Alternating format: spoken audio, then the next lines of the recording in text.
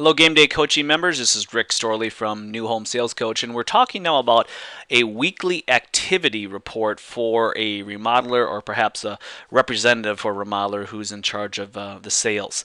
We're going to start here with our lead source.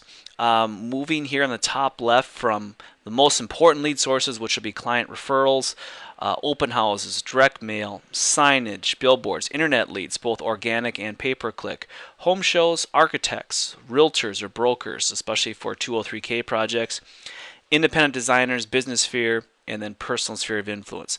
This shaded area up here is for B-backs or people that were in your database and are re-engaging you.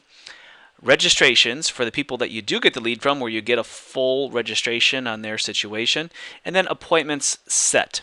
And for appointments set, we want to be looking at not only if the lead came in on a Monday, did you set the appointment, but when you're doing your follow-up, what appointments you're setting each day. So these are tracked on a weekly basis. Everything tallies here at the bottom.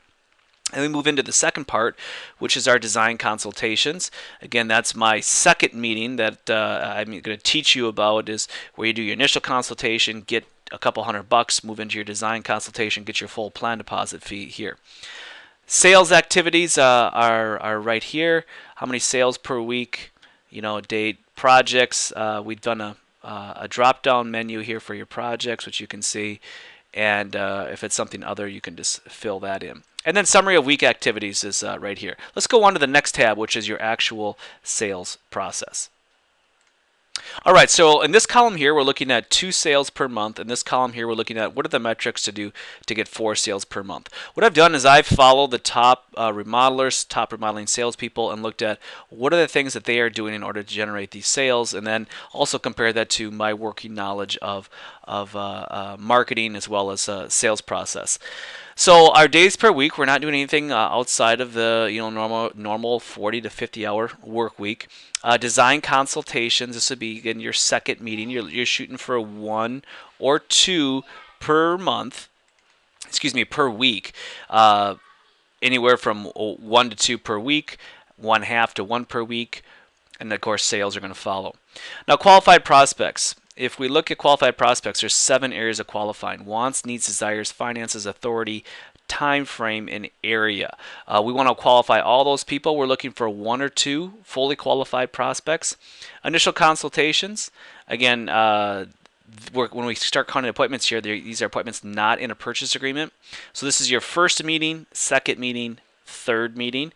We're looking at 1.5 first, 1 second meeting, and 1/2 third meeting per week. This is what we're shooting for, is the design consultation with you and your designer meeting at the prospect's home. That's what we're shooting for, getting the full plan deposit.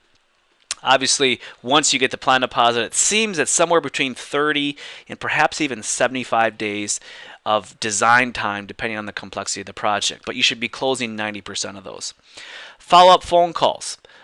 If you don't have enough of 15 or 30 hot prospects to be calling on a weekly basis, you need to fill in with what we call our designers, realtors, or business referral partners, or your past customers. We'll talk more about that here in a second.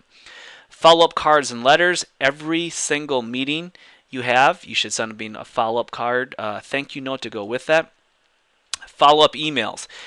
When you call somebody, when you talk to them, it counts. If you have to leave a message, it does not count. So in other words, if you want to talk to 15 hot prospects per week, you may have to call 25, 30 people.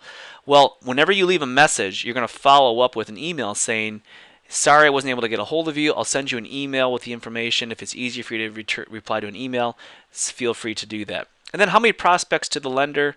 A lot of people are paying cash, say, for remodeling, so this is a kind of a fluid metric, but you should have a preferred lender still that you're working with to do your HELOCs or your cash out refinances, or perhaps a construction or perm future value mortgages.